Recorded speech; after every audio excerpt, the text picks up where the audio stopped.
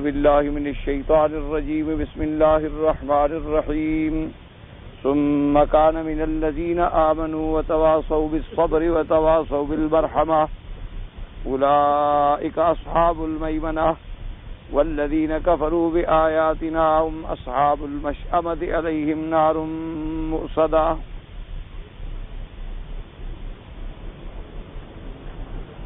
قال المؤلف والمفسر رحمه الله تعالى أدام النفع بعلومه وعلومكم في الدارين آمين إلى أن قال الحمد لله. وفي الحديث الآخر لا يرحم الله من لا يرحم الناس.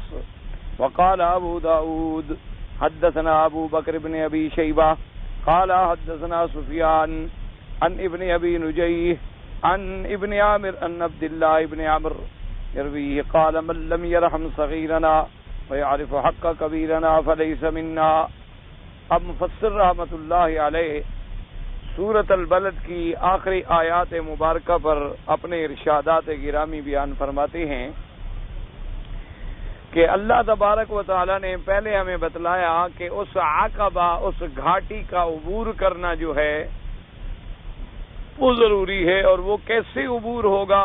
پہلے ذکر آیا اعمال صالحہ کہ فک رقبۃ غلام کا آزاد کرے، اس کے بعد فرمایا او اطعام فی یوم ذی مسغبۃ، یا کھانا کھلائے ایسے دنوں میں جو دن جو ہیں سخت شدت والے ہوں، بھوک والے ہوں، قحط والے ہوں۔ اب دیکھیں پہلے غلام کا آزاد کرنا بڑی بات ہے، ایک غلام کو خریدنا، غلام کے لیے قیمت ادا کرنا، پھر اس سے ذرا نیچے آئے کہ اگر یہ طاقت نہیں تو کھانا کھلائے، اور کھانا بھی ایسے وقت میں کھلائے کہ جب حاجت ہو، ضرورت ہو، شدت ہو، اور فرمایا پھر کھانا بھی کھلائے تو ایسے لوگوں کو کہ یتیم ہو تو اور زیادہ ثواب ہوگا، اور یتیم بھی ہو اور ذا مقربہ ہو، رشتہ دار ہو، اور زیادہ ثواب ہوگا۔ یا اگر یتیم نہ ملے تو او مسکینن، پھر کسی مسکین کو کھانا کھلائے۔ ایک بات یہاں یہ یاد رکھ لیں، عام طور پہ دو لفظ استعمال ہوتے ہیں عرب میں، ایک لفظ مسکین اور ایک لفظ فقیر۔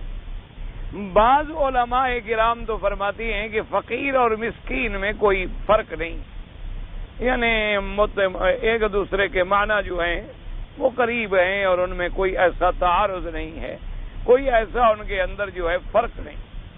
بعض علماء نے فرمایا کہ نہیں، فرق ہے۔ فقیر اس کو کہتے ہیں جس کے پاس بالکل ہی کچھ نہ ہو، اور مسکین اس کو کہتے ہیں کہ جس کے پاس کچھ نہ کچھ تو ہے۔ اس لیے علماء نے استدلال پکڑا کہ یہاں قرآن نے فرمایا او مسکینن ذا متربۃ، ایسا مسکین جو مٹی پہ ملا ہو، یعنی ورنہ ذا متربہ کی وہ فرماتے ہیں قید بڑھانے کی ضرورت ہی نہیں تھی، ورنہ تو اتنی کافی ہوتا کہ مسکینن صرف مسکین کو کھانا کھلائیں۔ تو مانا انہوں نے فرمایا اس سے یہ استدلال کیا بعض علماء نے کہ مسکین بعض اوقات اس کو بھی کہا جاتا ہے کہ جس کے پاس ہے تو صحیح کچھ نہ کچھ، لیکن وہ اتنی نہیں ہے کہ اس کی تمام حاجات کو صحیح معنوں میں پورا ہو سکے، اس پر بھی لفظ مسکین کا اطلاق ہو جاتا ہے۔ جیسے کہ اس کی مثال موجودہ دور میں آپ یوں دیکھیں کہ ایک آدمی ہے 500 یا 400 ریال یا 800 پہ ملازم ہے۔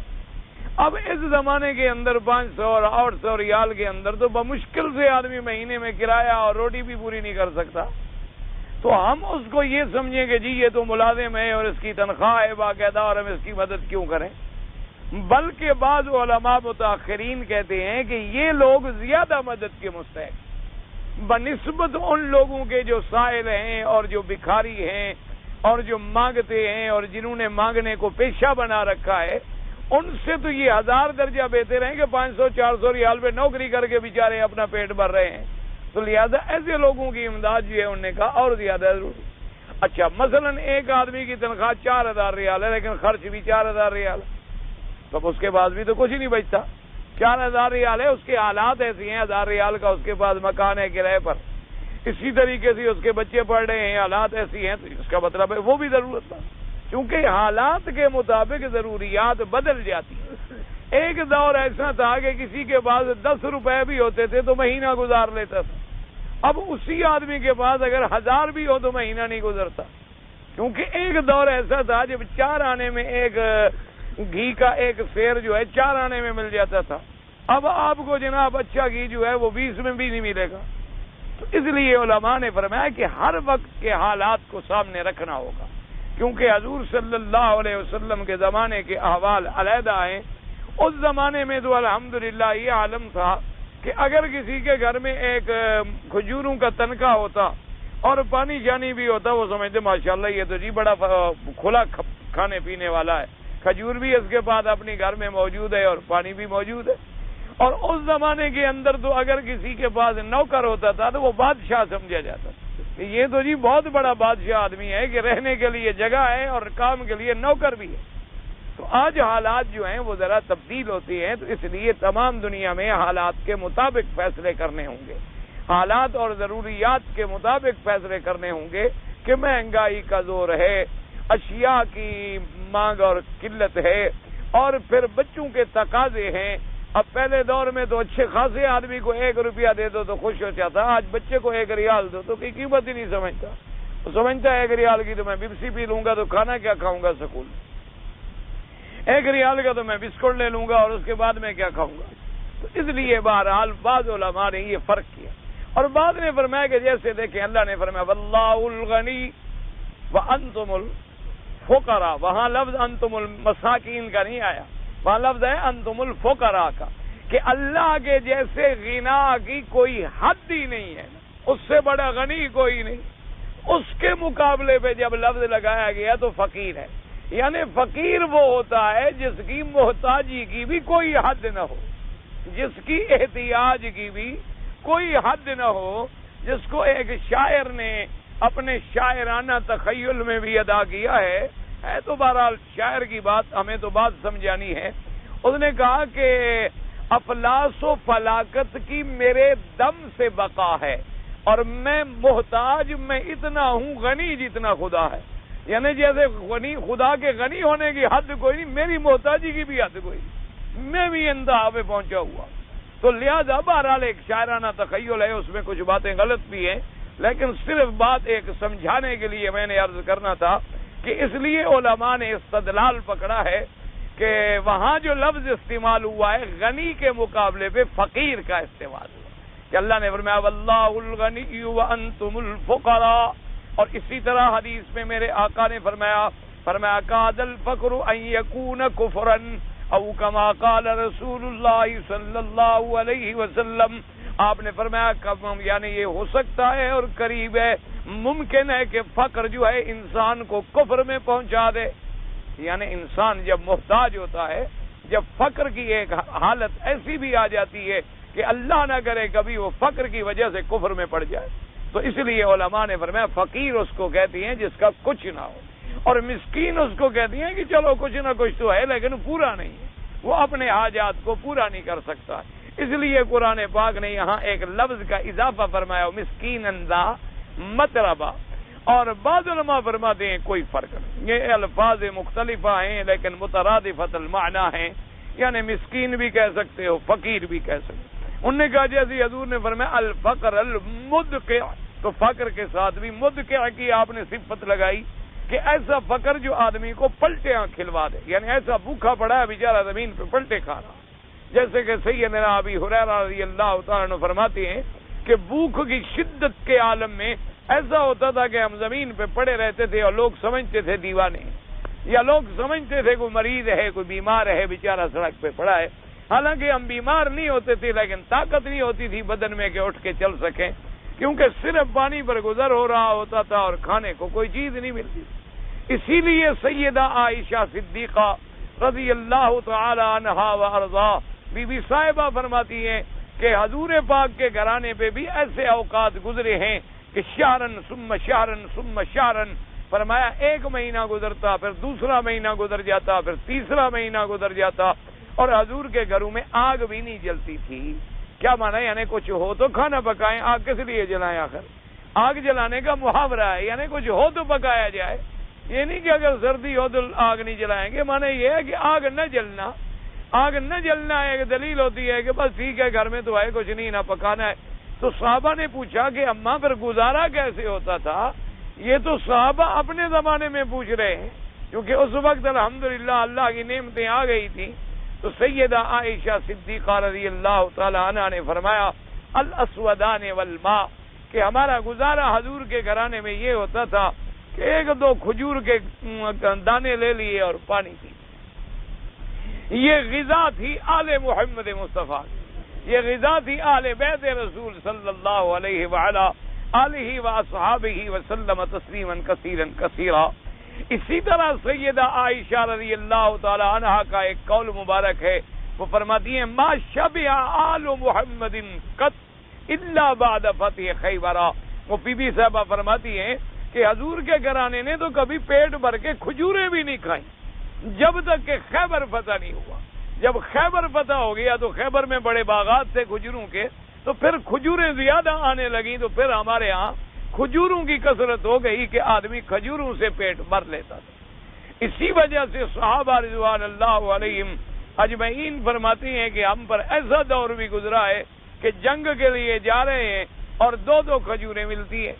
صحابہ نے پوچھا کہ بھائی دو کھجوروں سے کیسے لڑائی کرتے تھے تم؟ دو کھجوریں کھائیں اور سارا دن سفر کریں، پھر تلواریں چلائیں اور زخم کھائیں. انہوں نے کہا اللہ کے بندے، دو کھجوروں کا ہمیں قدر اس دن ہوا جب وہ ختم ہو گئی، ایک ایک ملنے لگی. پھر ہمیں پتہ لگا کہ دو کھجوریں بھی بڑی طاقت رکھتی ہیں. پھر جب ایک ایک کھجور ختم ہوئی تو ایک کو آدھا آدھا کر کے مجاہدین میں تقسیم کیا گیا. اور فرمایا پھر ایسا وقت بھی آیا کہ گٹھلی لے کر ہم منہ میں رکھ لیتے تھے کہ چلو چوس لو، کچھ تھوڑا بہت لذت کچھ ذائقہ تو آ جائے کھانے کا. تو یہ عالم تھا صحابہ رسول اللہ کا رضوان اللہ تعالی علیہم اجمعین. اور آج آدمی اللہ کی ہزاروں نعمتیں کھاتا ہے لیکن اللہ کا ناشکر گزار. انہوں نے اس غربت کے اندر تہجد نہیں چھوڑی، اور ہم نے ہزاروں نعمتوں کے بعد اللہ کا فرض بھی ادا نہیں. اللہ کی نماز فرض جو ہے وہ بھی ہم ادا نہیں کر سکے. اور اللہ کی اتنی نعمتیں ہیں کہ دسترخوان پہ 10، یعنی ہم لوگ تو طالب العلم ہیں، ہمارے دسترخوانوں پہ 10 کھانے ماشاءاللہ ملتے ہیں.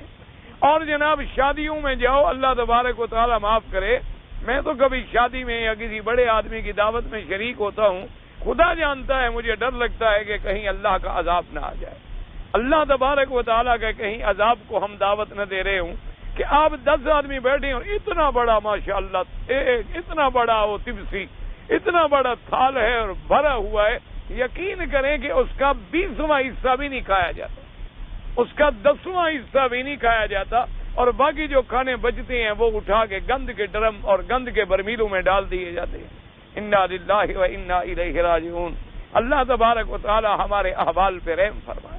کتنے بڑے لوگ ہیں جن کے گھروں میں 10 کھانے پکتے ہیں اور وہ کتنی آخر کھا لیں، اور جو باقی بچے گا وہ پھینک دیا جائے گا. یہ بھی نہیں کرتے، اللہ معاف فرمائے، کہ کم از کم ان کو جمع کر لیا جائے. اب یعنی کچھ احتیاط ہونی شروع ہوئی ہے، یعنی کچھ تقریباً 1 سال یا 2 سال سے، کہ کچھ حکومت نے الحمدللہ اللہ جزائے خیر عطا فرمائے، جب ان کو رپورٹ ملی کچھ انہوں نے سختی کی کہ یہ تم کیا کر رہے ہو، اللہ کی نعمتوں کو ضائع کرتے ہو اور ساری رات افراح میں جاگتے ہو.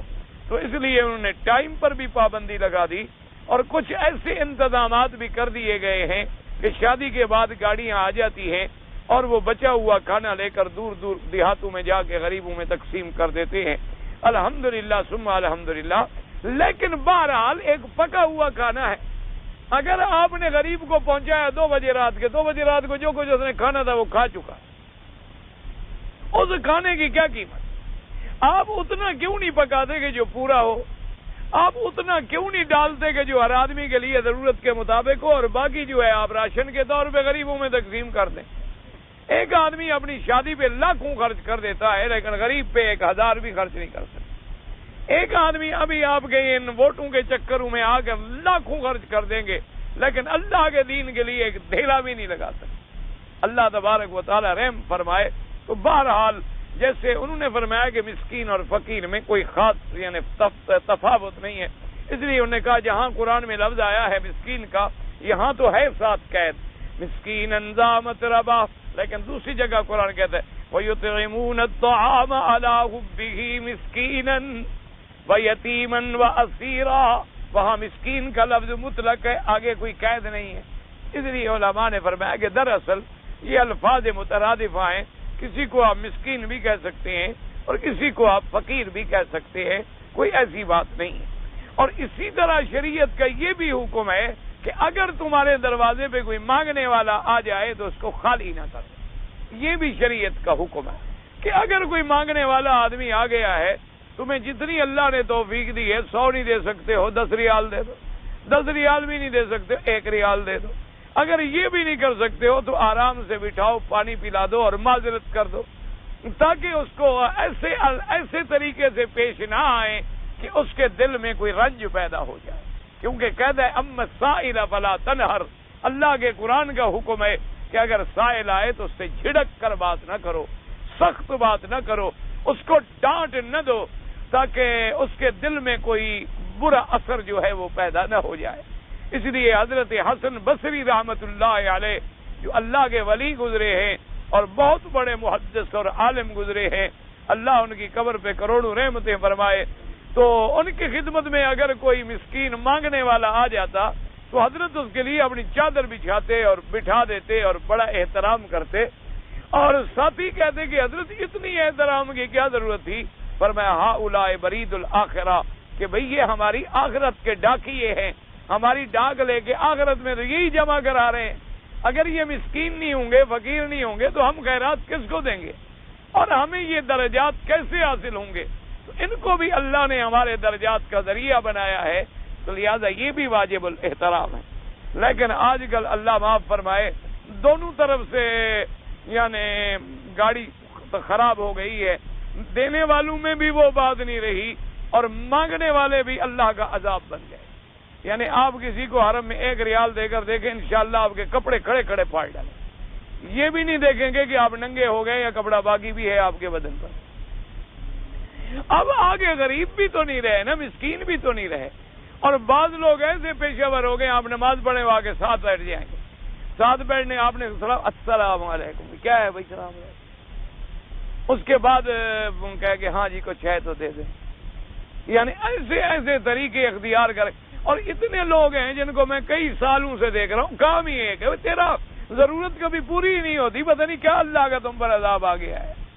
ورنہ انسان ہے، چلو بھی یہ غریب ہے، محتاج ہے، بھئی اس کی ٹکٹ نہیں ہے، کوئی نقصان ہو گیا ہے، ٹھیک ہے، اس نے 2 دن 4 دن 10 دن میں اپنی ضرورت پوری ہو گئی، بات ختم ہو گئی، اس کے بعد تو کم از کم وہ مانگنا چھوڑ دے.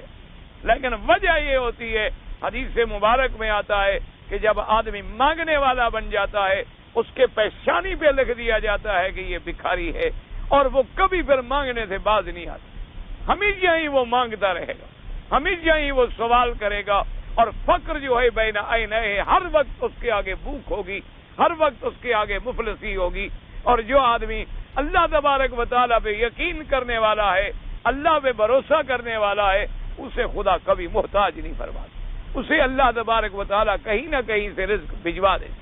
تو اس لیے اب پہلی بات آ گئی فک رقبہ، اطعام یوم ذی مسغبہ، یتیما ذا مقربہ، مسکینا ذا متربہ. اب آیا ثم کان من الذین آمنوا، اس کے بعد سب سے بڑی شرط کیا ہے کہ ایمان ہو. اس لیے ہمیشہ یاد کریں کہ ہمارے یہاں لوگوں نے یہ سمجھ رکھا ہے کہ ہم کہتے ہیں جی لا الہ الا اللہ محمد رسول اللہ، بس ہم مسلمان ہیں، ہم کلمہ پڑھتے ہیں، جی ہم مسلمان ہیں، خدا کا نام لیتے ہیں. یہ بات نہیں ہے.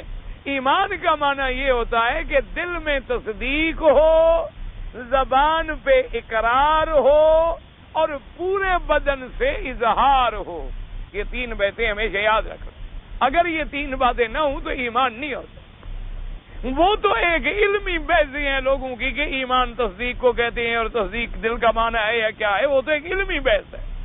ورنہ تمام محدثین کے نزدیک، تمام ائمہ فقہا کے نزدیک ایمان کے لیے 3 چیزیں ضروری ہیں کہ دل میں تصدیق ہو اور زبان پہ اقرار ہو اور پورے بدن سے اظہار ہو.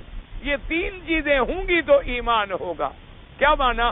دل میں ایمان ہے، زبان پہ اقرار نہیں، پھر بھی مسلمان نہیں. ایک آدمی دل میں کہتا ہے کہ جی اسلام ہے سچا مذہب، یہ قرآن جو ہے معلوم یہی ہوتا ہے بھئی اللہ کی کتاب ہے، اور اسلام جی بڑا بہترین مذہب ہے، لیکن زبان سے کلمہ نہیں پڑھتا، اقرار نہیں کرتا تو مسلمان نہیں ہو۔ ورنہ اب سیدنا اکرمہ رضی اللہ تعالی عنہ فرماتے ہیں کہ میں کشتی میں جا رہا تھا اور مشرکین بھی اور سردار بھی تھے، کشتی ہماری ڈوبنے لگی تو سارے کافر جو تھے وہ پکارتے رہے، اور جب بالکل ڈوبنے کے قریب آ گئے تو سب کہتے یا اللہ ہمیں نجات عطا فرما، یا رب محمد مصطفیٰ کے خدا ہمیں نجات عطا فرما۔ تو حضرت اکرمہ کہتے ہیں واللہ خدا کی قسم ہے ایمان اس وقت میرے دل میں آ گیا تھا۔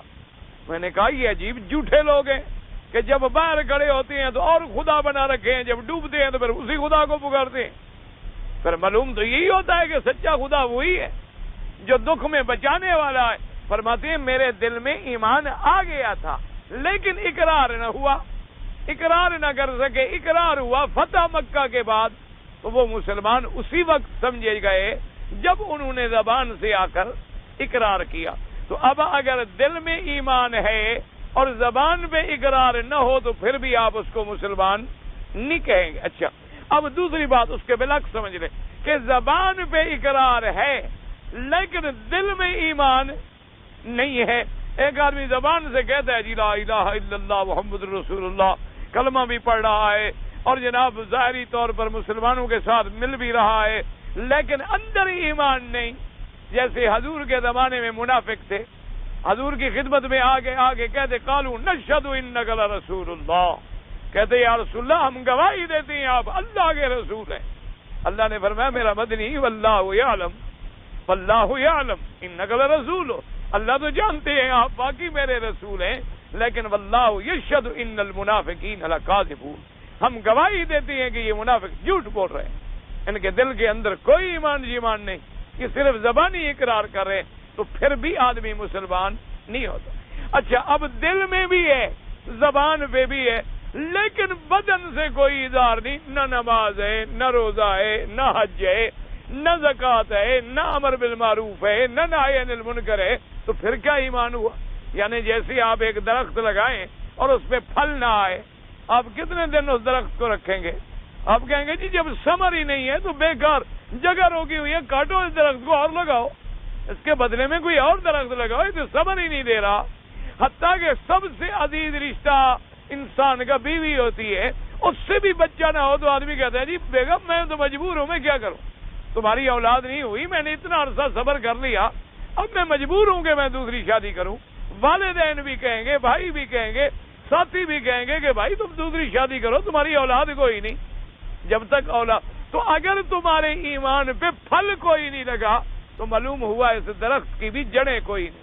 اگر جڑیں اس کی مضبوط ہوتی اور وہ ایمان کا صحیح پانی لے رہی ہوتی تو اوپر پھل نکل آتے، اوپر تم نمازی بن جاتے، تم روزے دار بن جاتے، تم حاجی بن جاتے، تم زکوٰۃ دینے والے بن جاتے، تم مسکینوں پہ رحم کرنے والے بن جاتے، تمہاری صورت ایمان والوں کی ہوتی، تمہاری سیرت ایمان والوں کی ہوتی، تمہارے اقوال، تمہارے اعمال، تمہارے احوال، تمہارے افعال ایمان والوں کے ہوتے۔ جب وہ نہیں ہے تو معلوم ہوا ہم مسلمانوں کو بھی دھوکہ دے رہے ہیں اور اللہ کے ساتھ بھی ہم نے دھوکہ کیا ہوا ہے کہ ہم نام اسلام کا لیتے ہیں، کام کفر کا کرتے ہیں، نام ایمان کا لیتے ہیں، لباس کفر کا پہنتے ہیں، نام اسلام کا لیتے ہیں اور گھروں میں کھانا کفر والا کھاتے ہیں، نام اسلام کا لیتے ہیں، تجارت میں سود کھاتے ہیں، نام اسلام کا لیتے ہیں، کرسی پہ رشوت کھاتے ہیں، نام اسلام کا لیتے ہیں، اقتدار کے وقت ظلم کرتے ہیں، نام اسلام کا لیتے ہیں، ذمہ دار بن کے ڈاکے مارتے ہیں، نام اسلام کا لیتے ہیں اور لوگوں کی عزتیں لوٹتے ہیں۔ یہ کوئی اسلام نہیں، اس کا نام نہ کوئی ایمان ہے نہ اسلام ہے۔ بلا وجہ اسلام کے نام پر بدنما داغ نہ بنے۔ مسلمان بننا ہے تو پورے بنو، اگر نہیں بننا ہے تو اللہ کو کوئی ضرورت نہیں۔ یا ایھا الذین آمنوا ادخلوا فی السلم کافۃ، اللہ نے فرمایا ایمان والو اگر آتے ہو تو اسلام میں پورے کے پورے آ جاؤ۔ اپنے آپ کو اسلام کا معنی یہی ہوتا ہے کہ اپنے آپ کو اللہ کے سپرد کر دینا، استسلام، انقیاد، کہ ہر لحاظ سے میں نے اللہ تیرے حکم کو قبول کر لیا۔ تیرے ہر حکم کا میں تابع ہوں، تیرا ہر حکم. ہاں ایک بات ہے کہ بندہ کوشش کر رہا ہے لیکن نہیں کر سکا. ایک بات ہے کہ بندہ ہے غافل ہے، غفلت ہو گئی. ایک آدمی ہے بیچارہ ہے، صاحب ہو گیا، نسیان ہو گیا، بھول چوک ہو گئی. یا ایک انسان ہے بوجہ انسان ہونے کے گناہ ہو گیا. لیکن جب آدمی اسی کو اپنا پیشہ بنا لے کہ تجارت ہے تو سود میں ہے، اقتدار ہے تو رشوت میں ہے، زبان پہ ہر وقت گالی ہے، اور سال آٹھ سال گزر گئے کسی نے مسجد میں نماز پڑھتے دیکھا ہی نہیں. اللہ تبارک و تعالیٰ معاف فرما دے. اس لیے اب دیکھیں اللہ نے اعمال کو پہلے ذکر کیا اور ایمان کو بعد میں ذکر کیا. حالانکہ ایمان پہلے ہونا چاہیے تھا اور اعمال بعد میں ہونے چاہیے تھے. وجہ کیا تھی؟ وجہ یہ تھی کہ لوگوں کو سمجھ آئے کہ ایمان عمل کے بغیر کچھ نہیں ہو. اس لیے سارے قرآن میں آپ نظر ڈالیں، پورا قرآن پڑھیں. فرمایا ان الذین آمنوا وعملوا الصالحات کانت لہم جنات الفردوس نزلا.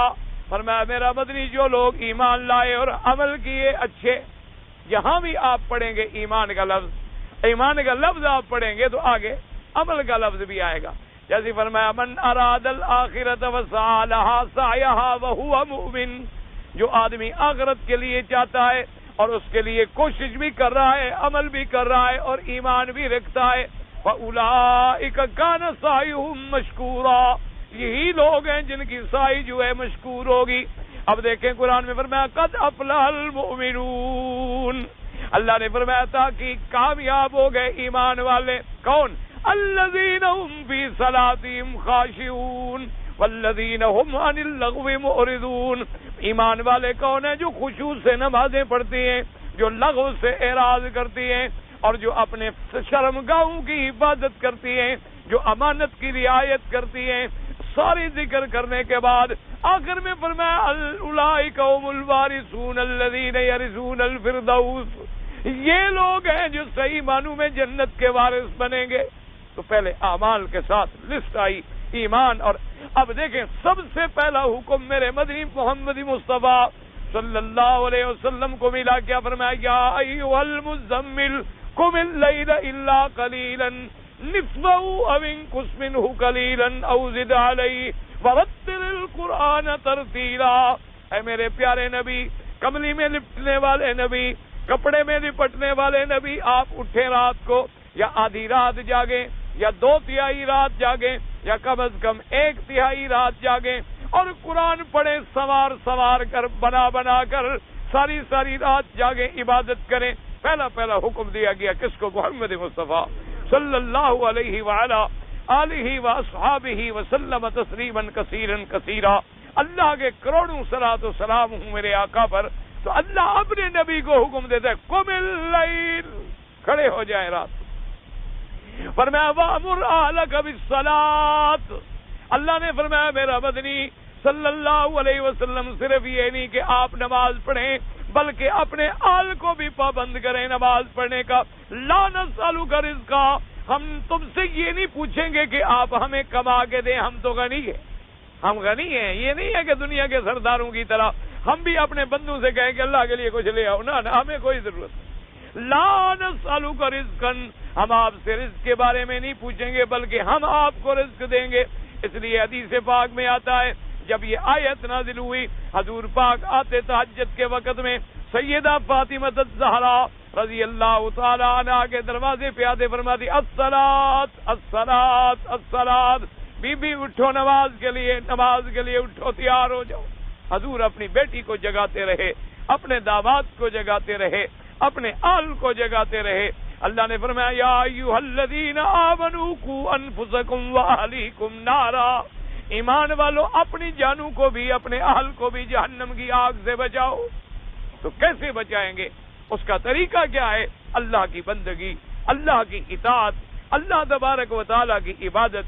تو لہذا یہ یاد رکھیں یہی مشکل میں آج کل لوگ پڑے ہوئے ہیں.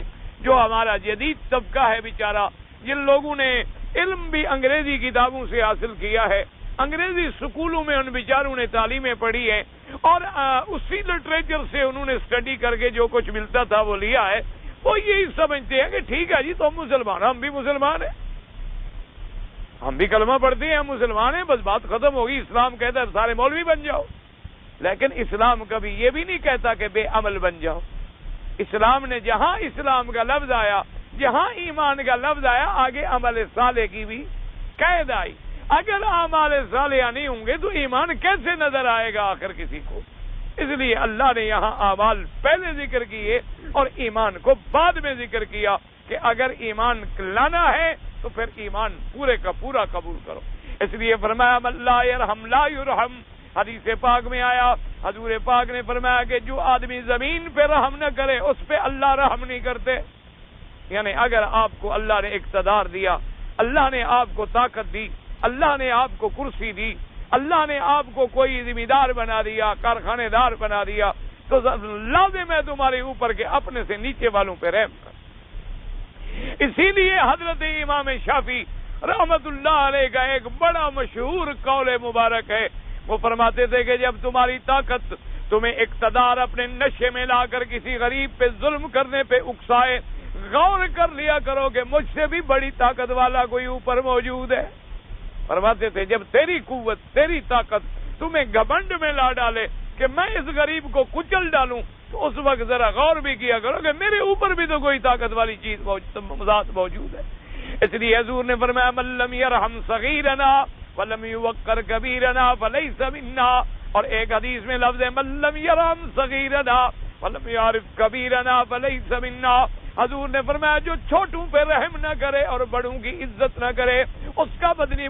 صلی اللہ علیہ وسلم نے فرمایا کہ جو چھوٹوں پہ رحم نہ کرے اور بڑوں کا احترام نہ کرے، بڑوں کی توقیر نہ کرے، بڑوں کا لحاظ نہ کرے، فرمایا اس کا میری جماعت سے کوئی تعلق. اس لیے مسلمان پہ یہ لازم ہے. چھوٹے سے مراد یہ نہیں ہوتا عمر میں چھوٹا، طاقت میں چھوٹا، عمر میں چھوٹا، دولت میں چھوٹا، معاملات میں چھوٹا. تو تیرا فرض ہے کہ تو اس پہ رحم کر، اور جو تجھ سے بڑا ہے اس کے حقوق کا اعتراف کرو، اس کا احترام کرو. جیسے کہ ایک حدیث مبارک میں آتا ہے کہ اللہ تبارک و تعالیٰ بھی سفید داڑھی والے بندے سے حیا فرماتے. تو جب سفید داڑھی والے بندے کا قدرت اللہ کی ذات بھی فرمائے کہ اس سے حیا آتا ہے. فرمایا کہ جب کوئی سفید داڑھی والا ہاتھ پھیلا کے میرے آگے مانگتا ہے، اللہ نے فرمایا میری رحمت کو حیا آتی ہے کہ میں اس کے ہاتھوں کو خالی کر دوں. اور ہم جناب اللہ معاف فرمائے کسی کی داڑھی دیکھیں تو مذاق، کسی بوڑھے کو دیکھیں تو مذاق، کسی چھوٹے کو دیکھیں تو ڈانٹ اور ڈپٹ، اور ہر وقت ان کے اوپر زیادہ سے زیادہ اپنا کنٹرول کرنا. بلکہ ذمہ دار تو یہ سبق دیتے ہیں اللہ معاف کرے کہ بھئی یہ جتنے مظاہرے ہوتے ہیں، ہاری ہوتے ہیں، ان کو دبا کے رکھا کرو. جب تک یہ ڈنڈے کے نیچے نہ ہوں کام ہی نہیں کرتے. وہ تو سبق ہی یہ پڑھاتے ہیں. اور یہ سبق پڑھایا تھا انگریز نے، کیونکہ انگریز ہزاروں میل دور بیٹھ کر آپ کو کنٹرول کرتا تھا. تو اس نے ایک تفریق کھڑی کی تھی حاکم اور محکوم کے درمیان، ذمہ دار اور مظاہرے کے درمیان، امیر اور غریب کے درمیان، کہ حاکم ہے اکیلا بیٹھا ہوگا کمرے میں، اس کے برابر بھی کوئی نہیں بیٹھ سکتا. کار میں ہوگا تو جی اکیلا چڑھے گا، پوری گاڑی خالی ہوگی ایک بیٹھے گا، تاکہ لوگوں میں یہ تاثر ملے گی یہ کوئی بڑی بلا ہے، بندہ نہیں، یعنی یہ بلا ہے کوئی انسان نہیں. کہ انسان ہو تو ساتھ بھی اور بیٹھ جاتا نا. انسان آدمی بلا کے ساتھ نہیں بیٹھتا، جانور کے ساتھ نہیں بیٹھتا، بندہ تو بندے کے ساتھ بیٹھتا ہے. اسی لیے جب ہمارے لوگ کہیں آتے ہیں نا جی، وہ یہاں دیکھتے ہیں بیچارے پولیس والوں کو، افسروں کو، وہ کہتے ہیں یہاں ڈسپلن نہیں ہے. وہ انگریز والا ڈسپلن دماغ میں ہے. کیوں؟ یہ تو نماز کے ساتھ نماز پڑھ رہے ہیں، کوئی ملے گا تو السلام علیکم ورحمۃ اللہ وبرکاتہ کر رہے ہیں، کوئی آئے گا اپنا دوست ملنے والا گلے لگا رہے ہیں، ایک دوسرے کے ماتھے کو بوسہ دے رہے ہیں. بڑے سے بڑا ان کے ڈی آئی جی رینک کا آدمی بھی ہوگا، سب کے بعد آ کے کھڑا ہوگا، مجالے کے امام کے آگے قدم بڑھائے پیچھے چلے گا. کیونکہ اس کو پتا ہے اللہ نے اس کو علم دیا ہے، اللہ نے اس کو علم کی عظمت دی ہے، اللہ نے اس کو ہمارا امام بنایا ہے. ہم اس کے پیچھے کھڑے ہونے والے لوگ ہیں تو عزت والا وہ ہے، ہم سے زیادہ اس کا وقار ہے، ہم سے زیادہ اس کا رتبہ ہے. ہم اس کے علم کا احترام کریں. تو ان لوگوں کو سمجھ آتا ہے کہ جناب یہ کیا ڈسپلن. کیوں ہمارے ہاں ڈسپلن کا معنی یہ ہوتا ہے نا جی کہ افسر علیحدہ کمرے میں بیٹھا ہے، دو جناب چپراسی گیٹ پہ کھڑے ہیں، افسر کا سر ننگا ہے اور چپراسی کے سر پہ پگڑی ہے محمد مصطفیٰ، تاکہ لوگوں کو پتہ لگے کہ ہم اسلام کی سنت کو اتنا ذلیل سمجھ رہے ہیں کہ جو تم اپنے نبی کی پگڑی کہتے ہو وہ ہم نے بیرے کے سر پہ رکھی ہے، وہ ہم نے ہوٹل کے بیرے اور چوکیدار کے سر پہ رکھی ہے، وہ اس قابل نہیں ہے کہ کوئی بڑا آدمی پہن سکے۔ اصل انہوں نے دشمنی کی ہے محمد مصطفیٰ سے، اور ہم بے حس ہیں، بے غیرت ہیں کہ ان کو ہم عزت والا سمجھتے ہیں، ان کو ہم شرافت والا سمجھتے ہیں۔ اللہ تبارک و تعالی ہمیں سمجھ عطا فرمائے۔ ہمارے یہاں ایک نواب سے بیچارے فوت ہو گئے، صادق محمد خان، اللہ ان کی قبر پہ رحمتیں فرمائے۔ ان کے اندر بہرحال نواب تھے، ہزاروں غلطیاں ہوں گی، ہم نے تو خیر دیکھے ہی نہیں، ہم نے تو سنے ہیں، اور لیکن اندر کچھ دین تھا، ایمان تھا، اسلام تھا۔ تو ایک دفعہ انہوں نے اس زمانے میں کسی وائسرائے کی دعوت کی۔ جب وائسرائے کی دعوت کی تو نواب صاحب نے انتظام یہ کیا کہ ان کا وائسرائے پہلے جو کوئی گزر چکا تھا، ان کا کوئی لارڈ وارڈ ہشتم تھا، پتہ نہیں پنجم تھا، پتہ نہیں کون تھا، اس کی جو وردی تھی اسی وردی کے مطابق اسی رنگ کے کپڑے بنوائے، ڈرائیور کے لیے بھی وہی، چپراسی کے لیے بھی وہی، چوکیدار کے لیے بھی وہی، گیٹ پہ جو کھڑے تھے گیٹ کیپر ان کے لیے بھی وہی، تمام بیروں کے لیے جو سرو کر رہے تھے ان کے لیے بھی وہی، ان کے بہت بڑا جو گزر چکا تھا بادشاہ، تو اس کے لیے اسی کا لباس جو تھا وہ سارا اپنے نوکروں کو پہنایا، سارا ملازمین کو پہنایا، اور پھر وائسرائے کو دعوت دی۔ اب وائسرائے آگے دیکھے تو نوکر پر بھی وہ اس کے بعد شاہ والی وردی ہے، اور جناب آگے ہے تو کھانے دینے والا بھی، اب وہ کہہ بھی نہ سکے، دعوت منظور ہو چکی، کھانا لگ چکا، آ گیا، بہرحال کھانے پہ بیٹھا، کھانا وانا کھا لیا، چلا گیا۔ دوسرے دن جب نواب صاحب سے ملاقات ہوئی تو اس نے ناراضگی کا اظہار کیا کہ جی آپ نے ہماری توہین کی ہے کہ ہمارا جو بادشاہ لباس پہنتا تھا آپ نے وہی لباس چپراسیوں کو اور نوکروں کو اور بیروں کو اور آبادن رنگ بھی وہی اختیار کیا ہے، کیا وجہ ہے؟ آپ نے میرے اوپر تان کیا ہے، آپ نے دعوت نہیں دی بلکہ میری بے عزتی کی ہے۔ انہوں نے کہا تم اگر میرے نبی کی پگڑی کی توہین کرو تو ہمارا دل نہیں جلتا ہے، تمہیں اتنا احساس ہو رہا ہے اپنے بادشاہ کا اور کافر بادشاہ کا، اور ہمیں وہ حضرت محمد رسول اللہ کی غیرت نہ ہو، حضرت محمد مصطفیٰ صلی اللہ علیہ وآلہ آلہ وسلم تسلیما کثیرا کثیرا۔ انہوں نے فرمایا میں نے آمدن کیا ہے، میں نے جان کر کیا ہے کہ تمہیں پتہ چلے کہ مسلمانوں کو بھی رنج ہوتا ہے، لیکن ہم تمہارا کچھ کر نہیں سکتے، ہمارے پاس اس وقت قوت اور طاقت نہیں ہے، لیکن یہ نہیں کہ کوئی غیرت مند مسلمان جو ہے وہ تمہارے اس حرکتوں سے جلتا نہ ہو یا تمہاری ان حرکتوں کو محسوس نہ کرتا ہو۔ تو اس نے کہا اچھا بہرحال ایسی بات ہے، تو پھر مجھے بھی احساس ہے، بادشاہ تھے، بہرحال بات کو ٹال گئے، لیکن وہ نواب تو تھا، اس کے دل میں ایمان کا درد تھا، اس کو پتا تھا کہ ایمان کیا ہے۔ سب سے پہلے اسی کی ریاست میں قادیانیت کے خلاف کفر کا فیصلہ ہوا، سب سے پہلے جسٹس اکبر تھے اس وقت، اللہ ان کی قبر پہ بھی رحمت فرمائے۔ تو انہوں نے مجھے سنایا، وہ تو مجھے نہیں ملے، علامہ ارشد صاحب رحمت اللہ، اب تو وہ بھی رحمت اللہ ہو گئے، اللہ ان کی قبر پہ بھی رحمتیں فرمائے۔ انہوں نے سنایا کہ جسٹس صاحب فرماتے تھے کہ روزانہ نواب صاحب مجھے بلایا کرتے تھے اپنے محل میں روزانہ مقدمے کی رپورٹ سننے کے لیے، کیونکہ اس وقت مرزائیوں کی طرف سے قاضی نذیر تھا اور مسلمانوں کی طرف سے الحمدللہ یہ فخر بھی ملا تھا، تو سید انور شاہ کاشمیری رحمت اللہ علیہ کو ملا کہ مسلمانوں کی طرف سے وہ مقدمہ لڑ رہے تھے۔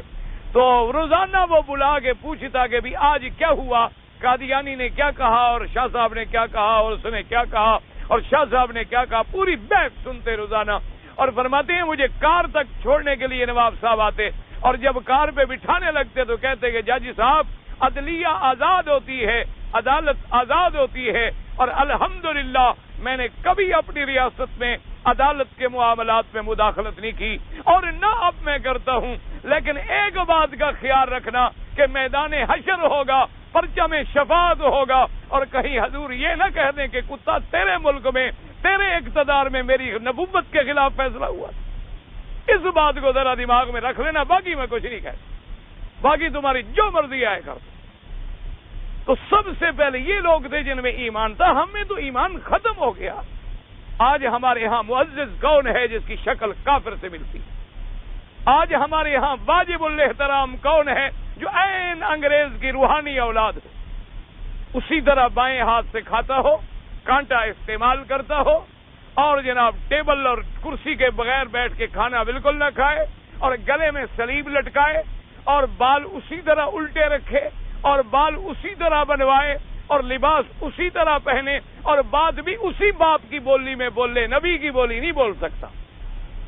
اگر کوئی عربی بولی بولے، محمد مصطفیٰ والی زبان بولے، تو زیادہ سے زیادہ یہ کہہ دیں کہ ملا ہے، ملا ہے، کچھ پڑھا لکھا ہے، کچھ عربی وربی آتی ہے اس کو، بس وہ کوئی معزز آدمی نہیں ہے۔ انا للہ و انا الیہ راجعون۔ دعا کرو اللہ ہمارے جذبات کو پھر بدلے۔ حالانکہ ہمارے ہاں یاد رکھو، عزت والا کون ہوتا ہے؟ جو جتنا زیادہ غلام ہو محمد الرسول اللہ، جو جتنا زیادہ حضور کا غلام ہو اتنا ہمارا سردار ہے، جس کا عمل جتنا زیادہ میرے نبی سے ملے اتنا ہمارے لیے وہ واجب الاحترام ہو، اتنا ہمارے لیے وہ واجب الاکرام ہو۔ اس لیے حضور نے فرمایا جو عزت والے کی عزت نہ کرے، حضور صلی اللہ علیہ وسلم اللہ تبارک و تعالی آپ پہ اپنی کروڑوں صلاۃ و سلام بھیجے، ایک جملے میں مسئلہ حل کر دیا، چھوٹے پہ رحم نہ کرے اور بڑے کی عزت نہ کرے۔ یہ ایک بات بھی یاد کر لو نبی پاک کی تو سارے جھگڑے ختم ہو جائیں۔ یعنی اپنے سے چھوٹے پہ رحم کرو، اپنے سے بڑے کی عزت کرو۔ کوئی جھگڑا ہو سکتا ہے؟ کوئی جھگڑا دنیا میں رہ ہی نہیں سکتا۔ آج جھگڑا تو یہی ہے نا جی کہ بڑے کو بڑا سمجھا نہیں جاتا، چھوٹے پہ رحم کیا نہیں جاتا۔ اسی سے سارے جھگڑے ہیں کہ باپ گھر میں بڑا ہے، اس کو کوئی بڑا نہیں سمجھتا، خامد بڑا ہے، بیوی بڑا سمجھنے میں تیار نہیں۔ جھگڑا تو یہی ہے۔ ایک افسر ہے، آپ کا حاکم ہے، وہ بڑا ہے، اللہ نے آپ کو محکوم بنایا ہے، آپ اس کو حاکم سمجھے۔ ایک آدمی کو اللہ نے کرسی پہ بٹھا، آپ اس کا احترام کریں، اس کا فرض ہے کہ وہ چھوٹے پہ رحم کرے۔ یہ چیز پیدا ہو جائے تو پوری دنیا کا نظام ٹھیک ہو جائے۔ ایک ہی جملہ وَلَّمْ يَرْحَمْ صَغِيرَنَا وَلَمْ يُوَقِّرْ كَبِيرَنَا فَلَيْسَ مِنَّا۔ حضور پاک نے حدیث مبارک میں فرما دی، اور فرمایا جن میں یہ صفتیں ہوں گی، غلام آزاد کرنے والے، کھانا کھلانے والے، مسکینوں پہ رحم کرنے والے، یتیموں کی دیکھ بھال کرنے والے، یہ کیا ہوں گے قیامت میں؟ فرمایا اولئک اصحاب المیمنہ، یہی لوگ ہوں گے قیامت میں جن کو نامہ عمل داہنے میں ملے گا۔ دعا کرو اللہ ہمیں بھی داہنے میں عطا فرما۔ بھائی اللہ کے کعبے میں کھڑے ہو، کوئی رحمت کی گھڑی ہوتی ہے، دعا مانگنے میں بخل نہ کیا کرو، دعا دل سے نکالا کرو، کوئی رحمت کی گھڑی ہو اور بخشے جائے۔ فرمایا اولئک اصحاب المیمنہ المتصفون بہذہ الصفات من اصحاب الیمین، ان صفتوں والے جو ہوں گے وہ قیامت میں داہنے والے ہوں گے۔ بس اب ان کے مقابلے ثم قال تبارک و تعالی والذین کفروا بآیاتنا ہم اصحاب المشأمہ۔ فرمایا جن لوگوں نے کفر کیا ہماری آیات سے، ہمارے احکام سے، ہمارے دلائل سے، ہماری کتابوں سے، ہمارے انبیاء سے، جنہوں نے انکار کیا ہمارے احکام سے، آیات سے، کیا ہوں گے؟ وہ قیامت میں ہوں گے بائیں والے۔ بائیں کا کیا معنی؟ ورنہ دائیں بائیں کا مطلب کیا ہے کہ مومن کو نامہ عمل ملے گا دائنے میں، اس لیے وہ کہے گئے داہنے والے اصحاب الیمین، اور کافر کو ملے گا بائیں ہاتھ میں، کیونکہ کافر دنیا میں بھی تو بائیں ہاتھ سے کھاتا ہے نا۔ اللہ کہے گا نامہ عمل بھی بائیں ہاتھ میں پکڑو، کیونکہ تمہیں تو عادت ہی کام کرنے کی بائیں ہاتھ سے ہے نا، ابتدا سے تمہارا کھانا، تمہارا کانٹا پکڑنا، تمہارا سب کچھ بائیں کا تھا، آج بھی تم بائیں والوں میں کھڑے ہو جاؤ۔ فرمایا والذین کفروا بآیاتنا ہم اصحاب المشأمہ، وہ لوگ ہوں گے بائیں والے۔ اللہ بچائے، اللہ کسی کو بھی بائیں والوں میں سے نہ بنائے۔ فرماتے ہیں یہ اصحاب الشمال، اچھا ان کے بعد سزا کیا ہوگی؟ فرمایا علیہم نار مؤصدہ، ان کے اوپر ہوگی آگ۔ الا استعلاء کے لیے ہوتا ہے، یعنی جہنم کی آگ ان کے اوپر ہوگی، اور پھر آگ بھی ایسی نہیں کہ چلو آگ ہے کھلی ہے بجھ جائے گی، فرمایا نہ وہ آگ ایسی ہے بجھنے والی بھی نہیں، وہ آگ ایسی ہے پھر اوپر اس میں ڈال کے ہم بند کر دیں گے، وہ نکلنے والے بھی۔ اللہ تبارک و تعالی آگے جہنم سے بچائے۔ اللہ تبارک و تعالی جہنم، پتہ ہے کہ جہنم کیا بلا ہے؟ اللہ معاف فرمائے، اللہ معاف فرمائے۔ حضور نے فرمایا کہ اس کا ایک پتھر اگر لڑکھایا جائے 70 سال تک وہ اس کے کار میں بھی نہیں پہنچے گا، اتنی گہری جہنم اللہ تبارک و تعالی معاف فرمائے۔ اور اس کے اندر ایسے انواع من العذاب ہوں گے کہ انسان تصور بھی نہیں کر سکتا کہ وہ کیا ہو۔ صرف یہ ہے کہ اسی لیے حضور نے فرمایا تعوذوا من عذاب القبر، عذاب قبر سے پناہ مانگا کرو، فرمایا عذاب جہنم سے پناہ مانگا کرو، عذاب محشر سے پناہ مانگا کرو۔ حضور پاک نے ہمیں دعائیں سکھلائیں کہ اللہم انی اعوذ بک من عذاب القبر واعوذ بک من فتنۃ المسیح الدجال واعوذ بک من فتنۃ المحیا وفتنۃ الممات واعوذ بک من الماثم والمغرم وغلبۃ الدین وقہر الرجال، کہ یا اللہ ہمیں عذاب جہنم سے بچا، یا اللہ ہمیں فتنہ مسیح دجال سے بچا، یا اللہ ہمیں عذاب قبر سے بچا، اور فرمایا یا اللہ ہمیں قرضے کے عذاب سے بھی بچا، یا اللہ ہمیں قرض سے بھی بچا کہ قرض بھی ایک عذاب ہے، اور فرمایا کہ قرضہ اتنا ہو جائے کہ ہم اٹھا بھی نہ سکے۔ اللہ تبارک و تعالی ایسے عذاب سے بھی بچا دے۔ فرمایا علیہم نار مؤصدہ، ای فرماتے ای مطبقۃ علیہم، اس آگ کو بند کر دیا جائے گا، فلا محید لہم عنہا ولا خروج لہم منہا، اب ان کے لیے کوئی جائے پناہ نہیں، نہ نکلنے کا کوئی راستہ ہے۔ کون نکلے جہنم سے؟ جب تک اللہ نہ نکالے کون نکل سکتا؟ سوال ہی پیدا نہیں ہو سکتا۔ ہاں البتہ جو گناہگار ہوں گے ایمان والے، ان کو اللہ چاہیں گے تو نکالیں گے، انبیاء بھی شفاعت فرمائیں گے، اللہ کے اولیاء بھی شفاعت فرمائیں گے، حافظ قرآن بھی شفاعت فرمائیں گے، لیکن شفاعت کس کی فرمائیں گے؟ جو توحید پہ مرا ہوگا۔ جس آدمی کی موت کفر پہ آ جائے، شرک پہ آ گئے، ان کے لیے سفارش کا سوال ہی نہیں پیدا ہوتا۔ فرماتے ہیں قال ابو ہریرہ و ابن عباس وإكرمة وسعيد بن جبير ومجاهد ومحمد بن كعب القرظي وعطية الأوفي والحسن وقتادة والسدي مؤصدة أي مطبقة۔ مفسر فرماتے ہیں کہ حضرت ابو ہریرہ، حضرت ابن عباس، حضرت اکرمہ اور ان سب حضرات نے فرمایا مؤصدہ کا معنی کیا ہے؟ مطبقہ، یعنی اوپر طبق ڈال کے بند کر دیا جانا۔ قال ابن عباس رضی اللہ تعالی عنہ ای مغلقۃ الابواب، مطبقہ، ایک بات سمجھیے، مطبق کا معنی یوں ہوتا ہے، لیکن نا جی یہ مثلا ایک طبق ہے، یہ بھی ایک طبق اوپر آئے، ایک ہوتا ہے معنی مغلقۃ الابواب کہ دروازے ہیں پر دروازے بند کر دیے گئے، اس لیے مطبقہ اور مغلقۃ الابواب کا حضرت ابن عباس رضی اللہ عنہ فرماتی ہے مغلقۃ الابواب۔ وقال مجاہد اسد الابواب لغت قریش، یعنی اسد الباب اغلقہ، یعنی لغت قریش میں کہتے ہیں اس دروازے کو بند کرنا۔ وسیاتی فی ذلک فی سورۃ ویل لکل ہمزۃ لمزہ، مفسر فرماتے ہیں باقی تفسیر زندگی رہی تو صورت میں آ جائے گی۔ وقال الضحاک مؤصدۃ ہیت لا باب لہ، انہوں نے فرمایا ایسا بند کر دیا جائے گا کہ دروازہ ہے ہی کوئی نہ۔ وقال قتادہ مؤصدۃ مطبقۃ فلا ضوء فیہا فلا فرج ولا خروج منہا آخر الابد، فرمایا وہ جہنم کو ایسا بند کر دیا جائے گا کہ کوئی روشن دان بھی نہیں، کوئی چیز دیکھنے جھانکنے والے بھی نہیں، اور نہ کوئی نکلنے کا راستہ ہے۔ لیکن یاد رکھو یہ کب بند کر دیا جائے گا؟ جہنم تو اب بھی بند ہے، یاد رکھیں اب جہنم موجود ہے، جہنم موجود ہے 7 زمینوں کے نیچے، اور اب بھی بند ہے۔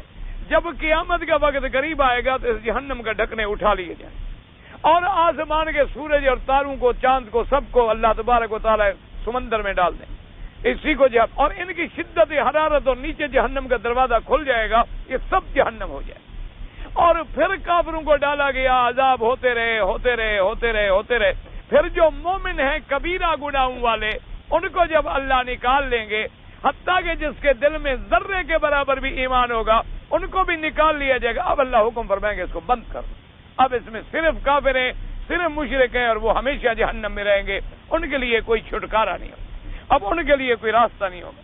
فرماتے ہیں وقال ابو عمران الجونی اذا كان يوم القيامة امر الله بكل جبار وكل شيطان وكل من كان يخاف الناس في الدنيا شره فاسقوه بالحديد ثم امر بهم الى جهنم ثم اوصدوا عليهم يطبقوها قال فلا والله لا تستقر اقدامهم على قرار ابدا فلا والله لا ينظرون فيها الى اديم سماء ابدا فلا والله لا تلتقي جفون اعينهم على غمض نوم ابدا فلا والله لا يذوقون فيها بارد شرابا ابدا رواه ابن ابی حاتم۔ اب مفسر رحمۃ اللہ علیہ فرماتے ہیں ابو عمران الجونی نے کہا کہ جب قیامت کا دن ہوگا اللہ حکم دیں گے کہ ہر جبار متکبر اور ہر شیطان، اور فرمایا ایسے آدمی کل من کان یخاف الناس من فی الدنیا شرہ، ہر وہ آدمی جس کے شر سے دنیا میں لوگ ڈرتے تھے، اللہ حکم دیں گے کہ ان کو زنجیروں میں جکڑ لو، پھر حکم دیں گے کہ ان کو جہنم میں لے جاؤ، پھر حکم دیں گے کہ جہنم کے اوپر طبق رکھ دو۔ ایک تو ہوتا ہے نا دروازہ بند کرنا، ایک ہوتا ہے جیسے کنویں پر آپ نے چاٹی بنائی ہو تو اوپر چاٹی رکھ دیں، اس کو کہتے ہیں طبق۔ جیسے یہاں قبروں میں آپ نے دیکھا ہوگا کہ اوپر بڑی بڑی چاٹیاں ہوتی ہیں نا سیمنٹ کی بنی ہوئی، وہ اٹھا کے اوپر رکھ دی، کہتے ہیں بس بند کر دو۔ اب فرماتے تھے واللہ لا تستقر اقدامهم علی قرار ابدا، فرماتے تھے کہ خدا کی قسم ہے پھر ان کے قدم کبھی عزت کے ساتھ قرار نہیں پکڑیں گے، عذاب ہوگا۔ واللہ لا ينظرون فیہا الی عظیم السماء ابدا، اور کہتے تھے خدا کی قسم پھر ان کو آسمان کی جھلک بھی کبھی نظر نہیں آئے گی، کیوں جہنم تو بند ہو گئی، کیسے دیکھیں۔ واللہ لا تلتقی جفون اعینہم علی غمز نوم ابدا، اور کہتے تھے خدا کی قسم ہے پھر ان کی پلکیں جو ہے کبھی نیند کی لذت بھی نہیں دیکھیں گی، کیونکہ جب عذاب ہے تو سوئیں کیسے؟ عذاب میں کوئی کیسے سو سکتا ہے؟ ہر وقت تو ان پر عذاب ہو رہا ہے۔ واللہ لا یذوقون فیہا بارد شرابا ابدا، اور نہ پھر ان کو کوئی ٹھنڈا کبھی پانی نصیب ہوگا، کیونکہ وہ تو پھر ہمیشہ جہنم میں ہے، جہنم کے اندر ہیں۔ رواہ ابن ابی حاتم آخر تفسیر سورۃ البلد وللہ الحمد والمنہ۔ الحمدللہ سورۃ البلد کی تفسیر اللہ کی رحمت سے ختم ہوئی، زندگی باقی انشاءاللہ تو سورۃ الشمس والضحیٰ آئندہ اللہ تلاوت نصیب فرمائیں گے۔ کہتا ہے میری پھوپھی، پتہ نہیں پڑا مجھے اسے جا رہا ہے، پھوپھی لڑکیاں ہیں پردہ کرتی ہیں، پردہ کرنا چاہیے، بالکل پردہ کرنا چاہیے۔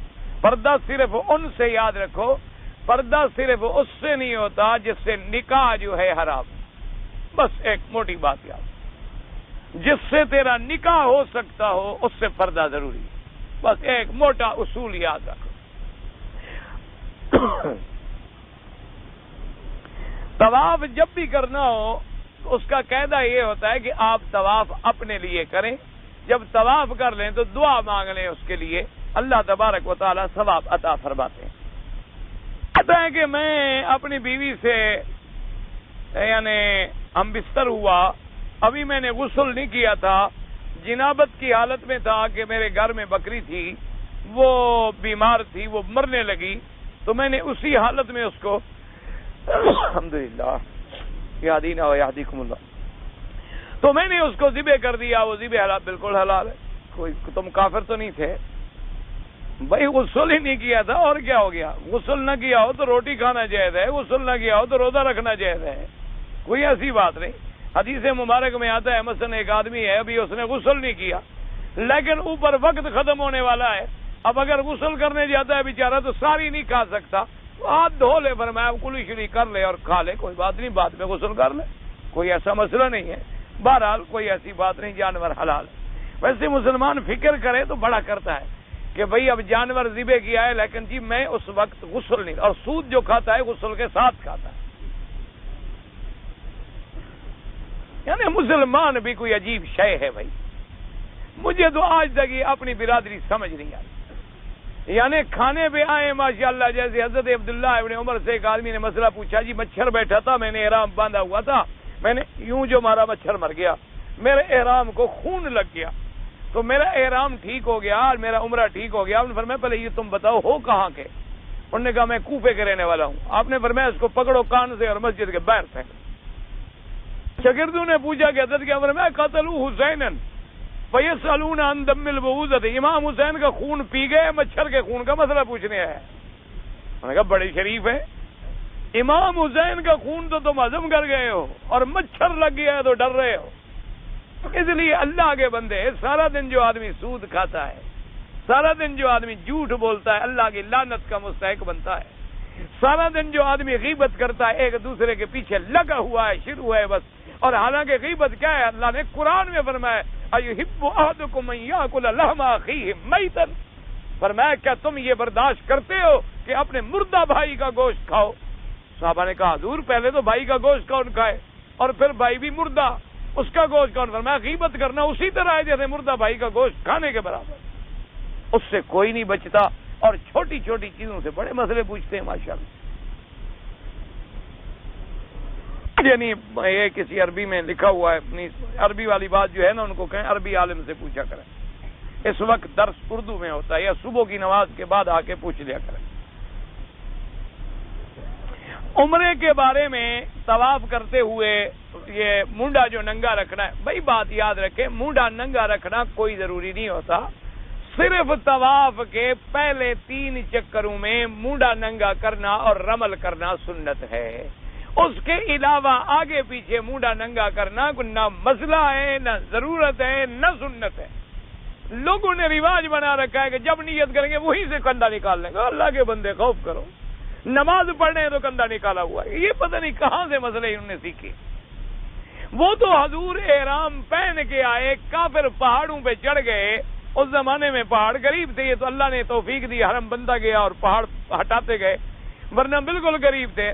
انہوں نے اعتراض کیا کہ دیکھو مسلمان کتنے بھوکے ہیں اور غریب ہیں اور کمزور ہیں اور چلنے کی ان میں طاقت نہیں ہے اور یہ ہم سے مقابلہ کریں گے۔ حضور پاک کو یہ پتہ لگا تو حضور نے فرمایا رمل کر کے اظہار کرو قوت کا، شوکت اسلام کا، کافروں کو بتاؤ کہ ہم تمہارے مقابلے کی طاقت رکھتے ہیں۔ وہ تو صرف اس لیے پہلے 3 چکروں میں سنت ہے، کندھا نکالنا بھی اور رمل بھی۔ اللہ کو حضور کا ہر عمل پسند ہے، لہذا وہ قیامت تک جاری ہے۔ یہ نہیں ہے کہ تم صفا پہ بھی کندھا نکالے ہوئے ہو اور پہلے بھی نکالے ہوئے ہو اور نماز پڑھ رہے پھر نکالا ہوا ہے، اور بعض بسکوئے لگا دیتی ہیں کہ کندھے سے کہیں ادھر ادھر نہ ہو جائے۔ یہ سارا کچھ ناجائز ہے خدا کے بندے، اللہ تبارک و تعالی۔ اور کم از کم ہر آدمی ایک دوسرے کو بتائے تو مسئلہ حل ہو۔ میری آواز کتنی آدمی سنیں گے؟ آپ دیکھیں کسی بھائی کو ایسے اس کو سمجھانے کے میرا بھائی کندھا نکالنے کی ضرورت نہیں ہے، جب طواف کرو پہلے 3 چکروں میں نکال لینا، پھر اوپر کپڑا ڈال، بس بات ختم۔ ہر آدمی جب تک دین نہ پہنچائے آواز کیسے پہنچے؟ حضرت علی رضی اللہ تعالیٰ عنہ کی قبر لوگ کہتے ہیں قبر نہیں ہے، نہیں ہوگی بھائی۔ اور بھائی مانا یہ ہے کہ بعض علماء کہتے ہیں کہ نجف میں ہے، بعض کہتے ہیں کہیں، یعنی اختلاف ہے۔ اور اگر بفرض محال قبر معلوم نہ ہو تو حضرت علی کی شان میں کوئی کمی آ جائے گی؟ نہیں، اصولاً آپ کو پتا ہے کہ تمام انبیاء کی قبر کا پتہ ہے کسی کو، اس لیے یہ کوئی ضروری بھی نہیں ان کی قبر میں، یعنی اختلاف ہے۔ اور آپ کے ملک میں تو ہر قبر میں اختلاف ہے ماشاءاللہ، پیران پیر کی جس ملک میں جاؤ قبر ہے۔ بھئی یہ کس کے کہتے ہیں جی پیران پیر حضرت غوث الاعظم کی قبر؟ میں نے کہا کتنے تھے؟ اور غوث الاعظم خدا کی صفت ہے، انہوں نے بندے کو غوث الاعظم بنا دیا۔ انا للہ و انا الیہ راجعون، انا للہ و انا الیہ راجعون۔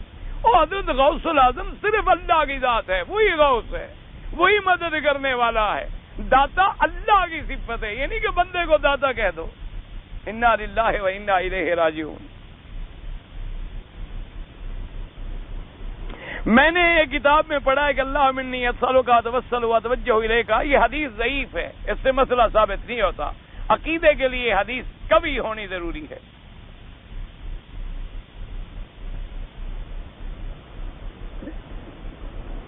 ہم لوگ ملازمت کی غرض سے آئے، بتایا گیا کہ آپ کا کام ریاض میں ہوگا، لیکن ریاض کے بجائے پھر ہمیں جدے بھیجا گیا، تو کوئی بات نہیں، آپ نے احرام نہیں باندھا، چونکہ آپ کو تو پتہ ہی نہیں کہ ہم کہاں جا رہے ہیں۔ احرام اس وقت ضروری ہوتا ہے جب سیدھا مکے آنے کی نیت ہو۔ میں نے عرض کر دیا کہ ماں باپ کی طرف سے آپ عمرہ کر سکتے ہیں، بالکل کوئی منع نہیں، حج بھی کر سکتے ہیں۔ قضا جو ہماری نمازیں ہو گئی ہیں، سب سے پہلے توبہ کریں اور توبہ کے بعد روزانہ نماز پڑھتے رہیں، جتنا ہو سکے ادا کرنے کی کوشش کریں۔ باقی چونکہ بندہ نہیں جانتا تو توبہ کر لیں اور آئندہ کبھی نماز نہ چھوڑیں۔ سورت اخلاص اور سورت فلق اور سورت ناس 3 مرتبہ، ترتیب کیسے ہو؟ کوئی ترتیب کی ضرورت نہیں، جیسے قرآن کی ترتیب ہے اسی طرح قرآن میں کیسے ہے، پہلے اخلاص ہے، پھر فلق ہے، پھر الناس ہے، تم بھی اسی طرح پڑھا کرو۔ 3 دفعہ پڑھ کے اپنے بدن پہ آدمی دم کر دے، آیت الکرسی اور یہ صورتیں، اور بسم اللہ الذی لا یضر مع اسمہ شیء فی الارض ولا فی السماء وهو السمیع العلیم، اعوذ بکلمات اللہ التامات من شر هذا الوجه، اعوذ بکلمات اللہ التامات من شر ما خلق، اعوذ بوجہ اللہ العظیم الذی لیس شیء اعظم منہ۔ اور جو دعائیں ہیں تو اللہ کی رحمت سے اللہ اسے ہر قسم کے سحر، جادو، وادو، شیطانی چکروں سے محفوظ رکھتے ہیں۔ آخری رکعت میں صرف اتحیات پڑھ کر سلام پھیرا جا سکتا ہے۔ کون سی آخری رکعت میں؟ اب جب تک مثلا آخری رکعت، کیا پتہ کس بات کی آخری رکعت؟ لازمی بات ہے کہ آخری رکعت کے بعد ہی اتحیات پڑھیں گے اور سلام پھیریں گے۔ اگر آپ کا اور کوئی مسئلہ ہے تو میں سمجھا ہی نہیں تو جواب کیا دوں؟ ترکوں سے پہلے کس کی حکومت؟ یہ آپ تاریخ پڑھیں، مولوی مکی صاحب نے تاریخ بیان نہیں کرنی، تفسیر ابن کثیر پڑھانی، آپ تاریخ پڑھ لیں انشاءاللہ آپ کو سارا پتہ لگ جائے۔ بہرحال یہ کام تاریخ کا ہے، آپ تاریخ کی کوئی کتاب لے لیں اور تاریخ پڑھا کریں۔ جزائر کے مسلمانوں کے لیے ہم تو رات دن دعا کرتے ہیں، تمام مسلمانوں کے لیے، مسلمان جس ملک میں بھی ہو ہمارا بھائی ہے، اللہ اس کی جان مال آبرو عزت کی حفاظت فرمائے، اللہ ہر ملک میں مسلمانوں کی حفاظت فرمائے، نصرت فرمائے، مدد فرمائے۔ میت کو کاندھا دینے میں ایک قیرات کے برابر ثواب ملتا ہے، قیرات پہاڑوں کے برابر ہوتا ہے۔ شریعت میں خواب کی کیا اثر ہے؟ خواب کی بالکل اثر ہے، خواب حقیقت ہے۔ اللہ کے قرآن میں ہے خواب کے، حضرت یوسف علیہ السلام نے خواب دیکھا اور حضرت یعقوب علیہ السلام اپنے ابا جان کو آ کے خواب بیان کیا، انی رأیت احد عشر کوکبا والشمس والقمر رأیتهم لی ساجدین۔ تو ابا نے کہا کہ لا تقصص رؤیاک علی اخوتک فیکیدوا لک کیدا ان الشیطان للانسان عدو مبین۔ تو خواب جو ہے بالکل برحق ہے، لیکن یاد رکھیں کہ خواب دو قسم ہوتے ہیں، ایک خواب ہوتے ہیں رحمانی اور بعض خواب ہوتے ہیں شیطانی۔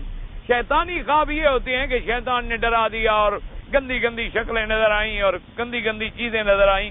اس کا علاج یہ ہوتا ہے کہ جیسے لیٹا ہوا ہے تو اسی وقت اعوذ باللہ من الشیطان الرجیم لا حول ولا قوت الا باللہ العلی العظیم پڑھ کے 3 دفعہ اپنے بائیں طرف تھوک دے۔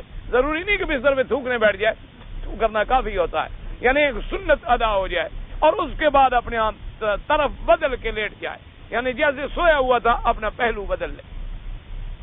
اور رحمانی خواب یہ ہوتا ہے کہ تقریباً تہجد کے وقت دیکھا جائے اور اس کے اندر کوئی ایسی چیزیں نظر آئیں جن کی آپ کو تعبیر سمجھ نہیں آ رہی ہے، تو یہ ایک علم ہے۔ اس لیے حضور نے حکم دیا کہ جب خواب دیکھو تو کسی عالم پہ ذکر کرو، جب خواب دیکھو تو کسی خیر خواہ آدمی پہ ذکر کرو، اور بلا وجہ ہر آدمی کو خواب نہ بتاتے پھرو، کیونکہ خواب کی تعبیر دینے سے بعض اوقات ایسا ہوتا ہے جو تعبیر دی جائے گی اسی طرح واقع ہو جاتی ہے، اسی طرح وہ چیز پیش آ جاتی ہے۔ تو جب عالم کو آپ بتلائیں گے تو لازماً وہ کوئی اچھی بات کہے گا، اچھی بات سوچے گا اور زبان سے اچھی بات نکالے گا، کوئی غلط بات نہیں نکالے گا۔ خواب بالکل حقیقت ہے، خواب بھی ہوتی ہیں، خواب صادقہ بھی ہوتی ہیں، خواب کاذبہ بھی ہوتی ہیں، احلام بھی ہوتی ہیں، ادغاث بھی ہوتی ہیں، یعنی احاویل کاذبہ کہ آدمی اچھا۔ کبھی یہ بھی ہوتا ہے کہ جو اس کو ہم دن میں کرتے ہیں وہی رات کو نظر آ رہا ہے، اسی یعنی اس کام میں ہم اتنے کھوئے ہوئے ہوتے ہیں کہ وہی چیزیں ہمارے لاشعور میں آگے پھر شعور میں آ رہی ہوتی ہیں، تو اس لیے وہ خواب نہیں ہوتے، وہ تو ہمارے معاملات زندگی۔ تو اس لیے بہرحال خواب ایک حقیقت ہے، اللہ کے قرآن میں بھی ذکر ہے اور حدیث مبارک میں بھی آتا ہے کہ حضور کو بھی خواب بڑے پسند تھے، کیونکہ خواب جو ہے یہ بھی جزء من جزء النبوہ ہے۔ تو اس لیے حضور صبح کی نماز کے بعد آپ اپنے ساتھیوں سے پوچھتے کہ ہل رہا احد منکم رؤیا، بھئی تم میں سے کسی نے کوئی خواب دیکھا ہے رات؟ تو کوئی کہتا کہ ہاں حضور میں نے دیکھا ہے، تو فرماتے اچھا بیان کرو۔